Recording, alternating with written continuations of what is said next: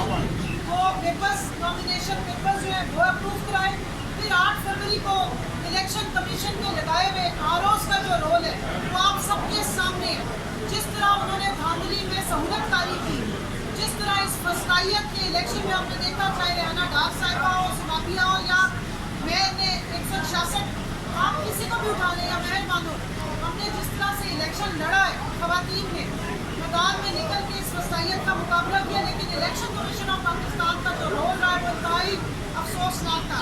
अब जब बात ट्रिब्यूनल्स पे आई तो फिर इलेक्शन कमीशन अपनी सहूलतकारी करने पहुंच गई। अब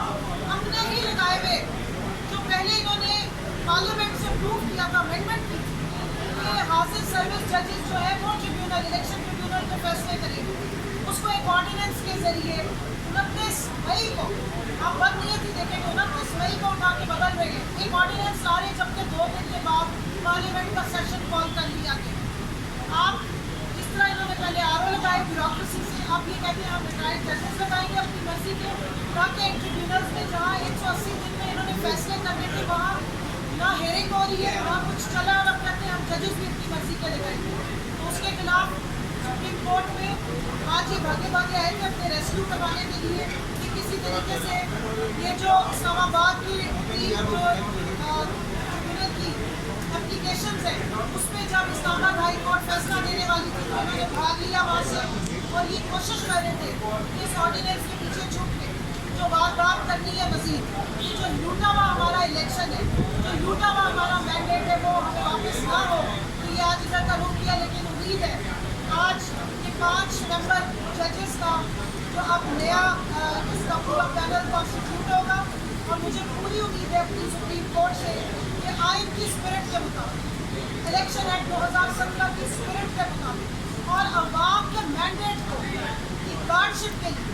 सुप्रीम कोर्ट सामने आएगी, कॉन्स्टिट्यूशन की जमहूरियत की रखवाली करेगी। और सबसे बड़ी ज़रूरत है, अगर जमहूरियत की रखवाली करनी है तो जमहूर की आवाज़ सुननी पड़ेगी, और वो मैंडेट जो उन्होंने इमरान खान को दिया, जो पाकिस्तान तहरीक इंसाफ को दिया, जो हमें सबको जोन करके इंडिपेंडेंट बनाया गया, लेकिन हम सब पाकिस्तान तहरीक इंसाफ को रिप्रेजेंट करते, उसको गार्डियन मिलेगी, गार्डशिप मिलेगी, और यहाँ से कॉन्स्टिट्यूशन का दिफा होगा जो कि वायलेट होगा। मुझे बहुत अफसोस होता रहा इस बात पे कि ना जमहूरियत को देखा गया, ना आइन की स्पिरिट को देखा गया, और इसकी पामाली करके अब उम्मीद है कि इलेक्शन कमीशन ऑफ पाकिस्तान जो कि एक आइनी इदारा है वो आइन की रखवाली करेगा, और वो पार्टी यही बनेगा। अब तक तो वो पार्टी बनता है, अब तक तो वो ऐसे लग रहा है कि कोई पाकिस्तान तहरीक इंसाफ के कैंडिडेट्स के साथ उनको कोई खास नाग और बोगस है। इस तरह हमारे सिंबल लेने के बाद मैं ये बात करूँगी क्योंकि हमारी खवातीन खड़ी है, हर पार्टी के पास एक इलेक्शन एक्ट उसको पाबंद करता है कि अपने सिंबल्स को कंटिन्यू रखने के लिए 5% वो टिकटें अपनी खवातीन को देते हैं डायरेक्ट इलेक्शन में। वो हक हमसे हमारी पार्टी का सिंबल छीनने के साथ साथ छीन लिया गया, लेकिन उसके बावजूद इमरान खान की पार्टी को ये पूरा इम्तियाज़ हासिल है कि ये आपके सामने खड़ी है समेत हमारे हम सब खवातीन को टिकट्स मिली जनरल इलेक्शन की, और हमने इलेक्शन लड़े। डॉक्टर यास्मीन राशिद, आलिया हमजा को मैं बिल्कुल यहाँ भूलना नहीं, मैं उनका नाम लेना पसंद करूँगी, याद दिलाऊँगी कि जेल से बैठ के उन्होंने इलेक्शन लड़े और जीते, लेकिन क्योंकि हमारा मैंडेट चोरी हुआ,